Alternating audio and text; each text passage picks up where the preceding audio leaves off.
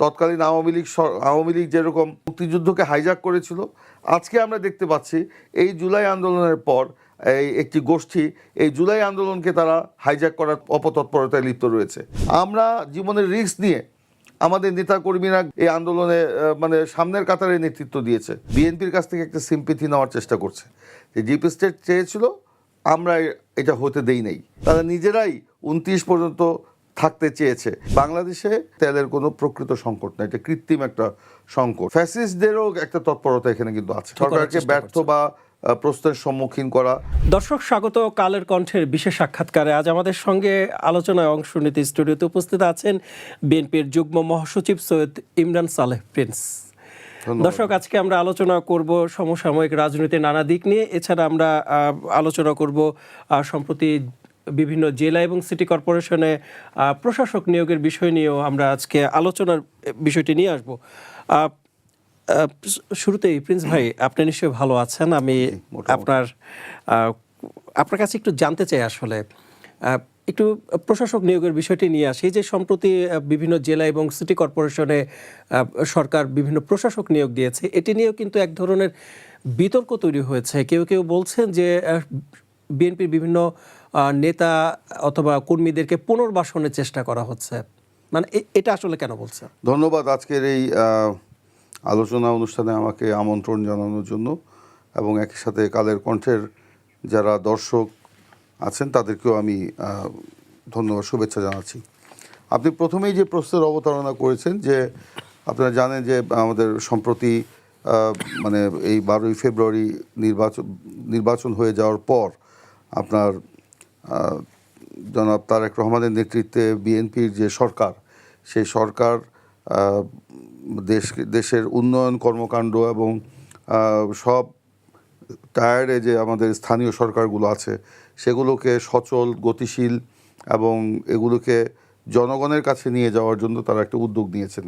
এবং যে কারণে আপনারা দেখেছেন যে সরকার ক্ষমতা মানে দায়িত্ব গ্রহণের প্রায় মানে 1-1.5 মাসের মধ্যেই, 1 মাসের মধ্যেই বলা যায়, 1 মাস থেকে সরকার বয়স প্রায় 40 দিন হয়ে গেছে। না, সেই সময় আমি 12ই ফেব্রুয়ারি তো নির্বাচন হলো, 18ই ফেব্রুয়ারি সরকার মানে দায়িত্ব গ্রহণ করেছে, আর আমাদের নিয়োগটা হয়েছে 16ই মার্চ আর কি।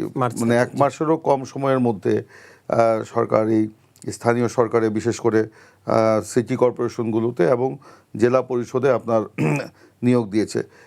আমাদের যে স্থানীয় সরকার রয়েছে এটা সবচেয়ে বড় মানে সর্বোচ্চ পর্যায়ে রয়েছে জেলা পরিষদ, তারপরে আপনার আছে আপনার সিটি কর্পোরেশন, তারপর আছে আপনার উপজেলা পরিষদ, তারপরে আপনার ইউনিয়ন পরিষদ।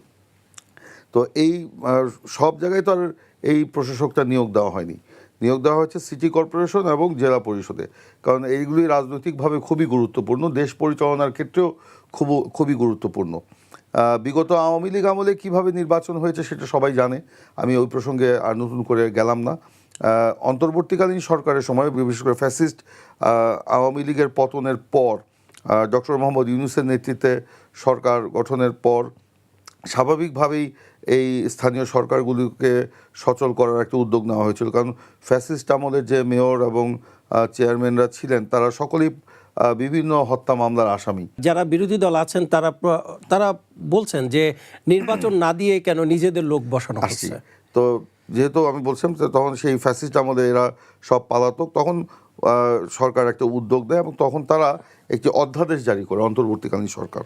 সেই অধ্যাদেশটা হচ্ছে যেমন জেলা পরিষদের ব্যাপারে যে অধ্যাদেশ ছিল, জেলা পরিষদ সংশোধন অধ্যাদেশ 2024, সেই অধ্যাদেশের 10-এর খ ধারা অনুযায়ী সেই সময় কিন্তু ওই অন্তর্বর্তীকালীন সরকার আপনার এই আওয়ামী লীগ আমলের যে ফ্যাসিস্ট আমলের যে আপনার মেয়ররা ছিল বা চেয়ারম্যান ছিল তাদেরকে অপসারণ করে নতুন নিয়োগ দেয়। তো এখন একই অধ্যাদেশের একই ধারা বলে অন্তর্বর্তীকালীন সরকার আপনার কিন্তু এটা এই আমাদেরকে নিয়োগ প্রদান করেছে। আমরা সেদিন দেখলাম যে সম্মানিত বিরোধী দলীয় নেতা তিনি এক বক্তৃতায় বলেছেন যে আমাদের এই নিয়োগ নাকি সম্পূর্ণ অবৈধ। এটা একেবারেই একটা উনি অসত্য কথা বলেছেন। আমি যে ধারার কথা, অধ্যাদেশ তো এখনও বিদ্যমান, সেই অধ্যাদেশের যে ধারা বলে অন্তর্বর্তীকালীন সরকার ফ্যাসিস্ট আমলের আপনার ওই অনির্বাচিত মেয়র কিংবা চেয়ারম্যান থেকে সরিয়ে অন্তর্বর্তীকালীন সরকার প্রশাসন থেকে নিয়ে তাদেরকে প্রশাসক নিয়োগ করেছিল। একই অধ্যাদেশের বলে ওই প্রশাসনের লোকজনকে সরিয়ে আমাদের অন্তর্বর্তী বিএনপি সরকার রাজনৈতিক নেতৃবৃন্দকে সেখানে পদায়ন করেছে। তো এখানে কোথাও লেখা নাই যে প্রশাসক হিসাবে রাজনৈতিক লোককে নিয়োগ দেওয়া যাবে না কিংবা শুধুমাত্র প্রশাসনের লোককে নিয়োগ দেওয়া যাবে। এখন ধরেন অন্তর্বর্তীকালীন সরকারের সময়ে যাদেরকে প্রশাসন থেকে এনে এখানে নিয়োগ দেওয়া হয়েছিল তারা তাদের নিজেদের দায়িত্বের অতিরিক্ত দায়িত্ব হিসাবে এই দায়িত্বটা পালন করছিলেন, যে কারণে তারা তাদের মূল যে দায়িত্বটা ছিল সেটার কাজ করার পরে এখানে তারা ঠিকমতো সময় দিতে পারছিলেন না, এটা ওভারলোডেড হয়ে গিয়েছিল, যে কারণে আপনার সেই সময় অন্তর্বর্তীকালীন সরকারের সময় এই যে লোকাল বডিগুলো এগুলো একেবারে মানে ধরেন একটু সমস্যা হচ্ছিল পরিচালনার ক্ষেত্রে। তো এখন ধরেন স্বাভাবিকভাবে এখানে রাজনৈতিক লোকগুলোকে নিয়োগ দেওয়ার ফলে রাজনৈতিক যে নেতৃবৃন্দ আছেন তারা তো সরাসরি জনগণের সাথে সম্পর্কিত। মানে পুনর্বাসনের প্রশ্ন কেন? এটা কোনো পুনর্বাসনের বিষয় না, এটা হলো তাদের রাজনৈতিক মানে বিরোধী দলের রাজনৈতিক বক্তৃতা, স্ট্যান্ডবাজি, যেটা আওয়ামী লীগ করেছিল একই কাজ ওনারাও করছেন। তো এখানে রাজনৈতিক পুনর্বাসনের কোনো বিষয় নয়। যেমন আমার এই যে নিয়োগ, আমি এটাকে কখনোই পুনর্বাসন কিংবা আমার পুরস্কার হিসাবে আমি এটা দেখছি না, বরঞ্চ আমি মনে করছি আমার উপরে প্রধানমন্ত্রী যে আস্থা রেখেছেন বা যে দায়িত্বটা দিয়েছেন জনগণকে আরও মানে সেবা দেওয়ার সুযোগ আমার সেখানে সৃষ্টি হয়েছে, সে কারণে আমি এখানে সুযোগ দেব। এবং গতকালকে জানেন আমাদের প্রধানমন্ত্রী আমাদের আপনাদের ডেকে বৈঠক করেছেন, আসলে সেখানে কি কথা হয়েছে একটু বৈঠক করেছেন, সেখানে আমাদের প্রধানমন্ত্রী একদম স্পষ্ট করে বলেছেন যে আমাদের এই এখানে অবস্থানটা স্বল্পকালীন সময় হবে, দীর্ঘমেয়াদে হবে না। কারণ উনি বলেছেন উনি অতি দ্রুত স্থানীয় সরকারি নির্বাচনের দিকে যাবেন, এবং সেই কারণে যে উনি বলেছেন যে আপনারা অন্তর্বর্তীকালীন সময়ের জন্য যে দায়িত্বটা পেয়েছেন এটা সততার সাথে, নিষ্ঠার সাথে এবং দুর্নীতিমুক্তভাবে আপনারা সেখানে কাজ করবেন, এবং কোনোভাবেই সরকার যেন আপনাদের কোনো কাজে এখানে বিব্রত না হয়, এবং আপনাদের যে দায়িত্বটা দেওয়া হয়েছে সরাসরি জনগণকে সেবা দেওয়া, জনগণের উপকার করা, জনকল্যাণে কাজ করা, সেই কাজগুলো আপনারা সেখানে দেখে দেখে করবেন। অতীতে এই ধরেন এইসব স্থানীয় সরকারকে যেভাবে আপনার মানে একটা ব্যক্তিগত একটা ইয়ের আখড়ায় পরিণত করা হয়েছিল, অতীত বলতে কোন অতীতের কথা বলছেন? আওয়ামী লীগের ফ্যাসিস্ট আমলে। তো সেখানে এগুলো যাতে না থাকে, এখান থেকে আপনাদের বেরিয়ে আসতে হবে এবং জনকল্যাণমুখী কাজ করতে হবে। সেটা গতকালকে আমাদের প্রধানমন্ত্রী জনাব তারেক রহমান স্পষ্টভাবে সেই বার্তাটা কিন্তু দিয়েছেন। একটি প্রশ্ন করে, গতকালকে দুঃখিত সোমবার আপনি নিশ্চয়ই দেখেছেন একজন সংসদ সদস্য, কনিষ্ঠ সংসদ সদস্য বলা যায়, তিনি বলেছেন যে তারা আন্দোলন করেছেন বলেই কিন্তু আপনারা এমপি মন্ত্রী হয়েছেন, প্রধানমন্ত্রী হয়েছেন। আপনি তার এই বক্তব্যকে কিভাবে দেখবেন? দেখুন, ওনাকে বিনয়ের সাথে বলতে চাই, বিগত মানে আওয়ামী ফ্যাসিস্ট বিরোধী আন্দোলনে 15টা বছর ধরে আমরা রাজপথে আছি। সেই আন্দোলন করতে গিয়ে আমাদের নেত্রী বেগম খালেদা জিয়া থেকে শুরু করে তারেক রহমান, তিনি দেশে ছিলেন না, তার নামেও মিথ্যা মামলা হয়েছে। আমাদের একেবারে মানে কেন্দ্রীয়, জেলা, মহানগর, ওয়ার্ড, উপজেলা, ইউনিয়ন পর্যায়ের নেতৃবৃন্দকে প্রায় 60 লক্ষ নেতাকর্মীকে মিথ্যা মামলায় জর্জরিত করা হয়েছে। আমাদের এই 60 লক্ষ নেতাকর্মীর ব্যক্তিগত জীবন বলে কিন্তু তখন কিছু ছিল না। আমরা কতদিন আমাদের বাসায় ঘুমাতে পেরেছি এটা আমরা নিজেরাও কিন্তু বলতে পারবো না। আমাদের গ্রাম পর্যায়ে নেতাকর্মীদের ব্যবসা বাণিজ্য, আয়, ইনকাম সব নষ্ট করে ফেলা হয়েছিল। এমনকি জমির ফসল কেটে নেওয়া হয়েছিল, পুকুরের মাছ উঠিয়ে নিয়ে যাওয়া হয়েছিল, গরু যেটা তারা পালতো সেটা তারা আওয়ামী লীগের লোকজন সেটা লুটপাট করে নিয়ে গেছিলো। এরকম একটা মানে ফ্যাসিস্ট আমল পার করে কিন্তু আমরা এখানে এসেছি। আমাদের এই আমলে প্রায় কয়েক হাজার নেতাকর্মীকে হত্যা করা হয়েছে, গুম করা হয়েছে। আমাদের নেত্রী বেগম খালেদা জিয়াকে আপনার বিনা কারণে আপনার তাকে মানে মিথ্যা মামলা জেলে যেতে হয়েছে, তার জামিনের অধিকার কেড়ে নেওয়া হয়েছে। এই যে আন্দোলনের কথা বলছেন, চিকিৎসার জন্য যেতে দেওয়া হয়, তার চিকিৎসার অধিকারটা কেড়ে নেওয়া হয়েছিল। তারেক রহমানকে একের পর এক মিথ্যা মামলায় জর্জরিত করে তাকে মানে ফরমায়েশি রায় দিয়ে তাকে দেশে আসা বন্ধ করে দেওয়া হয়েছিল, নির্বাসনে থাকতে বাধ্য করা হয়েছিল। এমনকি আমাদের এই যে ধরেন যে জুলাই আন্দোলনের কথা ওই যে ওই কনিষ্ঠ সংসদ সদস্য বললেন, এই জুলাই আন্দোলনে কি আমরা অংশগ্রহণ করি নাই? আমাদেরও তো প্রায় 450-র উপর নেতাকর্মী নিহত হয়েছে এই আন্দোলনে। আমাদের 150 উপর নেতাকর্মীর কারো হাত নেই, কারো পা নেই, কারো চোখ নেই, কারো আপনার মানে এমন অবস্থা পঙ্গু হয়ে গেছে। 150 মানে 200-র কাছাকাছি। আর 150-র মতো আমাদের তো এখনও তারা এখন হাসপাতালে কাতরাচ্ছে। যে আন্দোলনে কি আমাদের অবদান নেই? এখন তারা, আমরা দেখতে পাচ্ছি, দুঃখজনক হলেও সত্য, যে স্বাধীনতার পর তৎকালীন আওয়ামী লীগ যেরকম মুক্তিযুদ্ধকে হাইজ্যাক করেছিল, আজকে আমরা দেখতে পাচ্ছি এই জুলাই আন্দোলনের পর এই একটি গোষ্ঠী এই জুলাই আন্দোলনকে তারা হাইজ্যাক করার মানে অপতৎপরতায় লিপ্ত রয়েছে, এবং সেখানে কারো কোনো অবদানকে তারা স্বীকার করছে না। কিন্তু আমরা সকলের অবদানকে স্বীকার করি। আমরাও যেখানে পার্টিসিপেট করেছি। জানতে চাই যে হাইজ্যাকটা কেন মনে হচ্ছে আপনার, মানে তারা এখানে কাউকে মানে শেয়ার দিতে রাজি না, কারো অবদানকে স্বীকার করতে রাজি না। এখানে আমরা তো মেইন মানে লিডিং পার্টি ছিলাম। আমরা রাজপথে আমরা তো জামাত ইসলামী তখন তো প্রায় নিষিদ্ধ ছিল, পরে আনুষ্ঠানিকভাবে নিষিদ্ধ করা হয়েছে, কিন্তু তারা তো সেভাবে মাঠে ঘাটে ওইভাবে কাজ করতে পারেনি। বসুন্ধরা টিস্যু, অশুদ্ধতার বিরুদ্ধে এক বিন্দুও ছাড় নয়। আমরা জীবনের রিস্ক নিয়ে আমাদের নেতাকর্মীরা গ্রাম গঞ্জে শহরে বন্দরে তারা কিন্তু এই আন্দোলনে মানে সামনের কাতারে নেতৃত্ব দিয়েছে। হ্যাঁ, যেহেতু এটা আপনার প্রথমে কোটা বিরোধী আন্দোলন ছিল, প্রথম দিকে তো অবশ্যই সাধারণ ছাত্ররা এটা নেতৃত্ব দিয়েছে, সেখানে কিন্তু আমাদেরও সমর্থক নেতাকর্মী অনেকেই তারা কিন্তু এই আন্দোলনে সামিল হয়েছে। মূল নেতৃত্ব তো হয়তো কয়েকজন এরা দিয়েছে, অস্বীকার করছি না আমরা, কিন্তু এই ওই কোটা বিরোধী আন্দোলনে যখন আওয়ামী লীগ শেখ হাসিনার সরকার আপনার দমন নিপীড়ন চালালো, গুলি করে হত্যা করলো, সেই আন্দোলনটা যখন ক্যাম্পাস থেকে রাজপথে গড়ালো, সেই রাজপথের সেই আন্দোলনে অবশ্যই আমাদের নেতা কর্মী সমর্থকরা তারা অকুতোভয় সৈনিক হিসাবে কাজ করেছে। একটি বিষয় নিয়ে আসি আপনার সামনে, সেটি হচ্ছে অন্তর্বর্তী সরকারকে ডিপ স্টেট 2029 সাল পর্যন্ত ক্ষমতায় থাকার জন্য একটি স্ট্র্যাটেজি দিয়েছিল, এবং সেখানে বিএনপির এখন যে চেয়ারম্যান আছেন প্রধানমন্ত্রী তারেক রহমান, তিনি যাতে নির্বাচনে অংশ নিতে না পারেন সেজন্য একটি রোডম্যাপও কিন্তু তৈরি করা হয়েছিল, এমনটা দাবি করেছেন আসিফ মাহমুদ সজীব ভুঁইয়া, সাবেক উপদেষ্টা।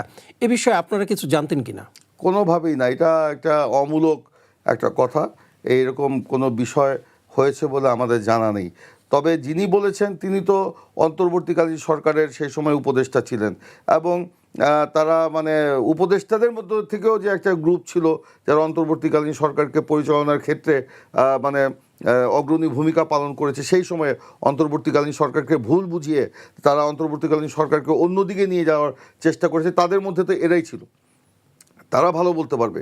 কিন্তু আমরা কখনো শুনি নাই, কারণ যাদেরকে ডিপ স্টেট হিসাবে মানে বলা হচ্ছে তাদের সাথে তো আমাদেরও কথা হয়েছে, আমাদেরও তো উঠা বসা হয়েছে। তারা তো কখনোই আমাদের চেয়ারম্যান তারেক রহমানকে মাইনাস করে নির্বাচন করার কথা কখনোই তারা চিন্তা করেনি, বরঞ্চ তারা উদ্বিগ্ন ছিল যে কিভাবে তারেক রহমান সাহেব ফিরে আসবেন, নেতৃত্ব দিবেন আমাদের সাথে। কিন্তু তাহলে তিনি কেন এমন কথা বললেন যে তারেক রহমানকে নির্বাচন থেকে দূরে সরিয়ে রাখার জন্য রোডম্যাপের তৈরি করা হয়েছে? এটা বলে তারা এখন একটা সিম্পেথি, বিএনপির কাছ থেকে একটা সিম্পেথি নেওয়ার চেষ্টা করছে যে ডিপ স্টেট চেয়েছিল, আমরা এটা হতে দেই নাই, সে কারণে আজকে নির্বাচন হয়েছে, তারেক রহমান প্রধানমন্ত্রী। আপনি তাহলে বলতে চাচ্ছেন যে ডিপ স্টেট বলতে কিছু ছিল না তখন?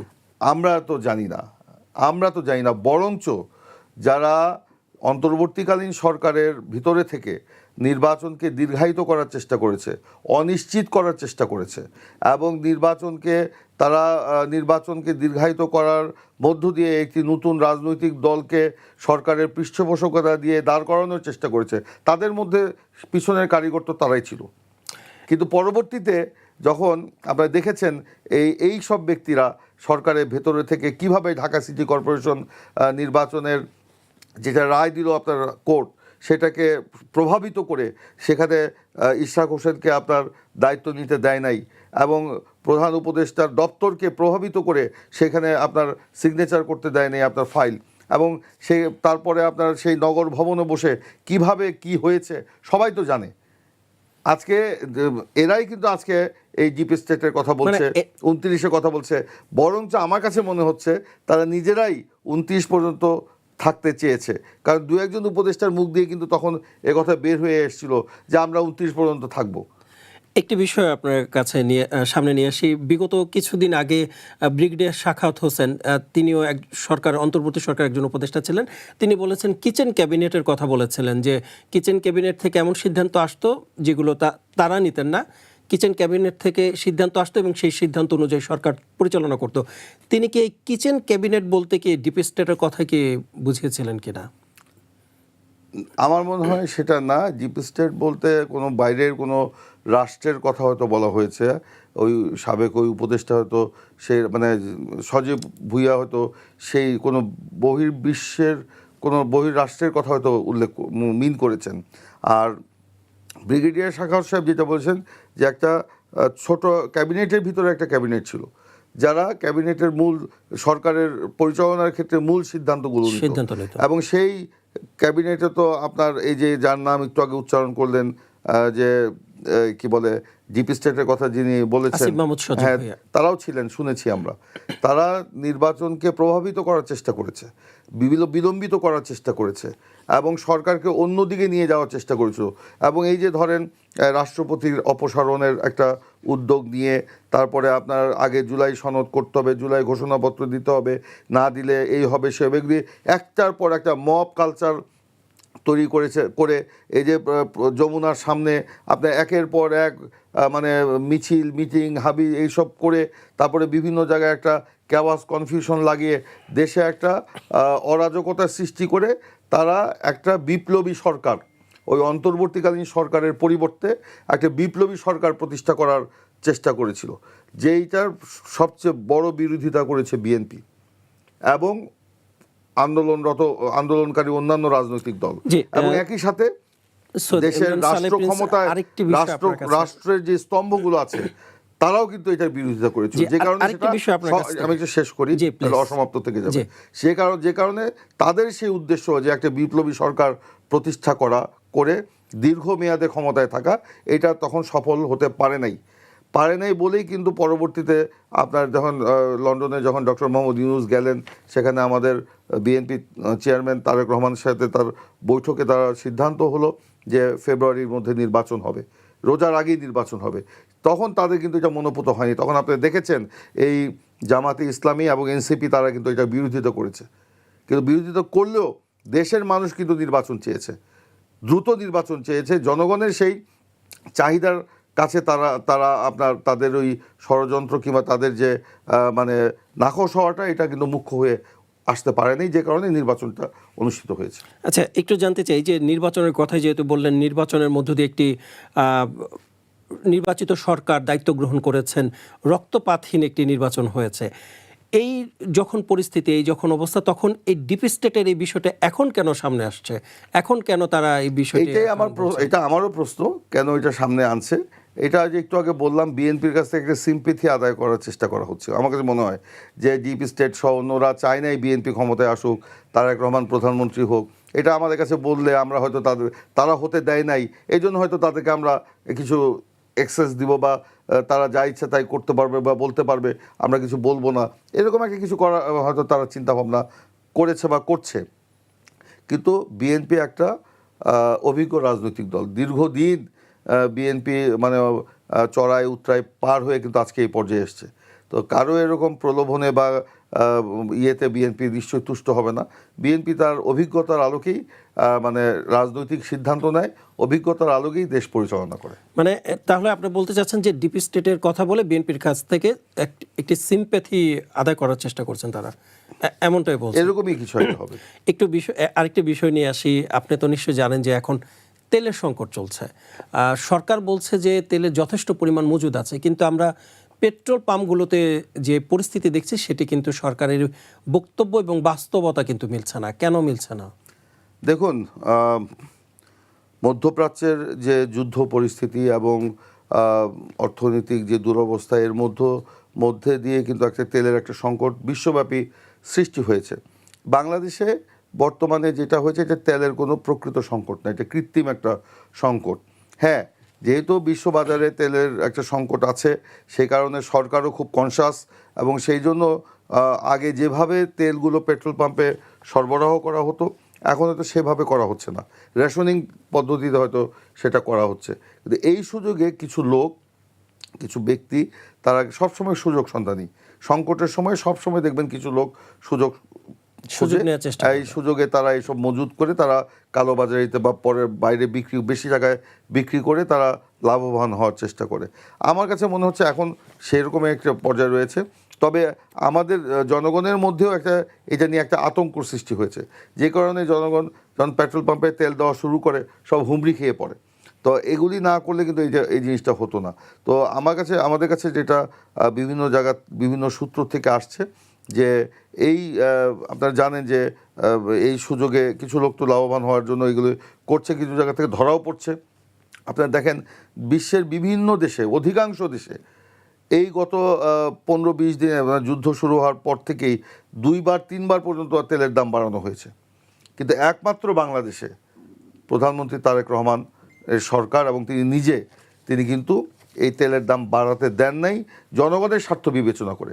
কারণ তেলের দাম বাড়ার সাথে সাথে বিদ্যুতের দাম বেড়ে যাবে, গ্যাসের দাম বেড়ে যাবে, চাল ডাল লবণ, পরিবহন ভাড়া সব কিছু বেড়ে যাবে, জনগণের উপর তখন একটা বাড়তি চাপ পড়বে। সেই কারণে আমাদের অনেক কষ্ট হলেও, ভর্তুকি দিয়ে হলেও আমরা কিন্তু, আমাদের সরকার এই তেলের দাম বাড়াতে দেয় নেই। এটা কতদিন মানে এইভাবে রাখা যাবে সেটা সময় বলে দিবে। তবে এটা না দিয়ে দেখেন তারেক রহমানের সরকার, তারা কিন্তু এখন বিকল্প চিন্তা করছে, বিকল্প উপায়ে আমরা তেল আনার চেষ্টা করছে। সেটা আমরা হয়তো 2-1 দিনের মধ্যেই সফল হব। আর আলোচনা চলছে, আবার আমরাও যেন সাশ্রয়ী হই, যে কারণে আপনি স্কুল কলেজ খোলা থাকলে আপনার বিদ্যুৎ খরচ হবে। সেই জন্য যদি আমরা আরও 1 দিন বা 2 দিন আমরা স্কুল বন্ধ রেখে অনলাইনে যদি ক্লাস করানোর চেষ্টা করি, সেটা তো বিদ্যুৎ সাশ্রয় হবে। আবার এই যে স্কুলে কলেজে যখন যাবে জ্বালানি খরচ হয়, গাড়ি, মোটরসাইকেল কিংবা বাস যেভাবেই যাক না কেন, এটা যেন হয়। আবার মানে সরকারি অফিস আদালতেও যদি আরও একদিন বন্ধ রাখা যায়, সেখানেও কিন্তু জ্বালানি সাশ্রয় হবে। এরকম বিকল্প অনেক চিন্তা করা হচ্ছে। এটা কি টেকসই সমাধান কিনা? না, এটা টেকসই সমাধান না, এটা হচ্ছে অন্তর্বর্তীকালীন সময়ের, এটা কখনোই টেকসই সমাধান না।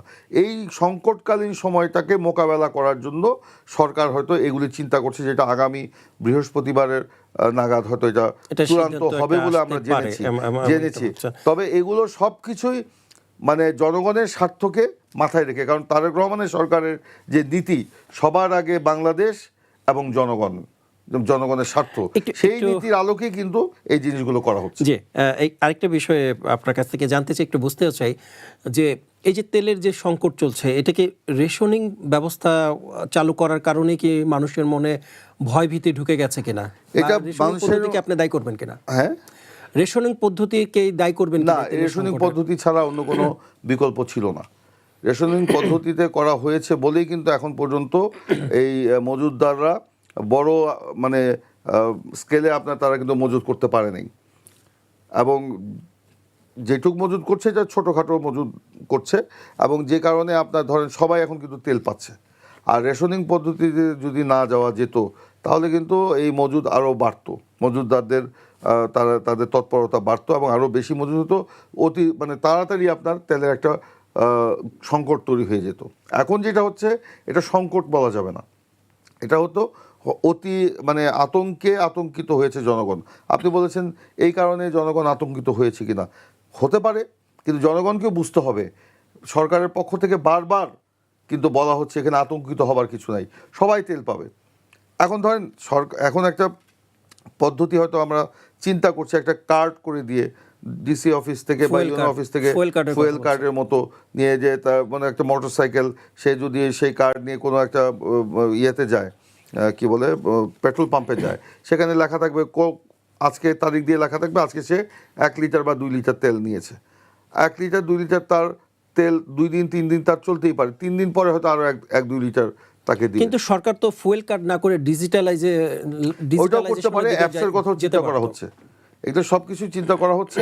এটা তো ভাই একটু সময় সাপেক্ষ ব্যাপার, কিন্তু সব কিছু চিন্তা, যে আপনি বললেন আতঙ্কিত, ওইটা করলেও আতঙ্কিত হবে, ওই কথাটাও মাথায় রাখা হচ্ছে। আচ্ছা, যারা এই যে মজুত করছে, আমরা দেখছি যে প্রতিদিনই বিভিন্ন মজুতদারীদেরকে ধরছে, তাদের বিরুদ্ধে ব্যবস্থা নিচ্ছে, এদের কোনো রাজনৈতিক পরিচিতি আছে কিনা, বা এই সরকারকে বিপদে ফেলার জন্যই কি এমনটা করছে কিনা?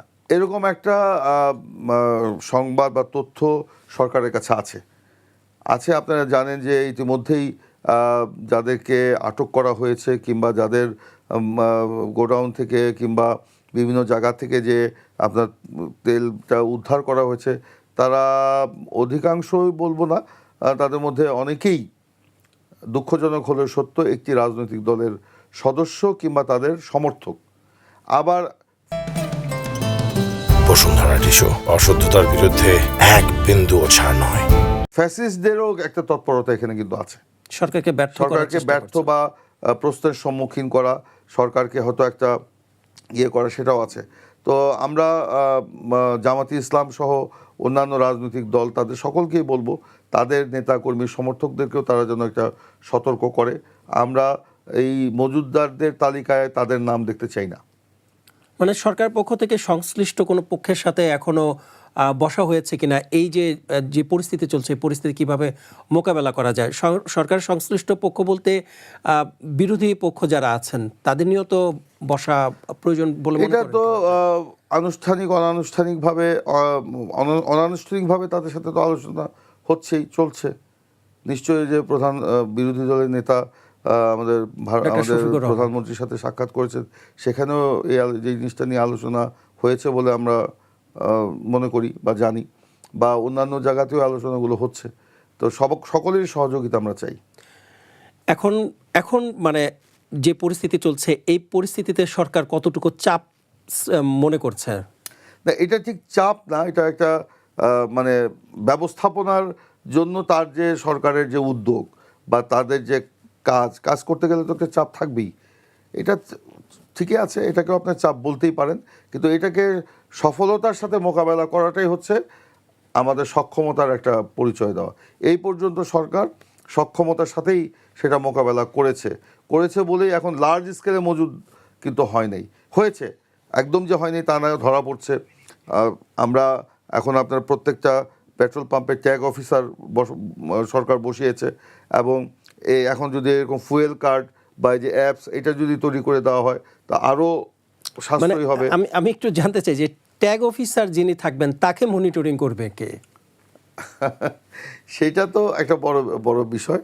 তো আমরা বিশ্বাস করি যারা ট্যাগ অফিসার হিসাবে ওখানে দায়িত্ব পালন করছেন বা করবেন, তারা দেশ, জাতি, জনগণের স্বার্থটা মাথায় রাখবেন। যদি তারা এর বাইরে কোনো কাজ করেন, জনগণ এর বিচার করবে। ধন্যবাদ আপনাকে অসংখ্য ধন্যবাদ আপনার মূল্যবান সময় আমাদেরকে দেওয়ার জন্য। দর্শক, আপনারা দেখছিলেন আমাদের বিশেষ সাক্ষাৎকার। আজকে আমাদের অতিথি হিসেবে উপস্থিত ছিলেন বিএনপির যুগ্ম মহাসচিব সৈয়দ ইমরান সালেহ প্রিন্স। আজ এ পর্যন্তই। ভালো থাকবেন, সুস্থ থাকবেন। কালের কণ্ঠ।